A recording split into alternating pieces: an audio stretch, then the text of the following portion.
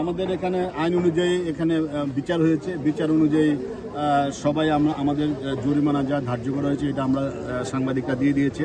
90% মোটামুটি সমাধান হয়ে গেছে, 10% বাকি আছে। তো এটা আমরা কথা বলেছি সিজিএম স্যারের সাথে, উনি বলেছেন যে উনি দেখবেন বিষয়টা।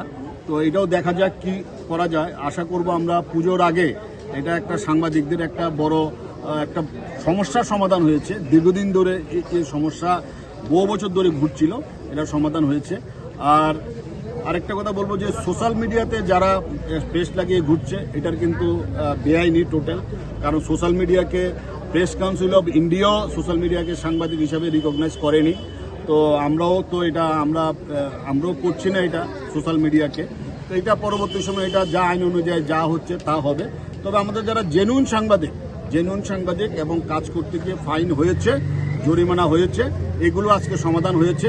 তো আমি মাননীয় রাজ্যের মুখ্যমন্ত্রী এবং আমাদের যে ডিজি সাহেব বিশেষ করে এবং সিজিএম সাহেব সহ কোর্টের যারা কর্মীরা অক্লান্ত পরিশ্রম করেছে, দিন রাত মিলে পরিশ্রম করেছে। তো ওদের সবাইকে আমার ব্যক্তিগত তরফ থেকে সাংবাদিকদের পক্ষ থেকে আমি ওদেরকে আগরতলা প্রেস ক্লাবের সভাপতি হিসাবে ওদেরকে আমরা অভিনন্দন ও কৃতজ্ঞতা জ্ঞাপন করছি।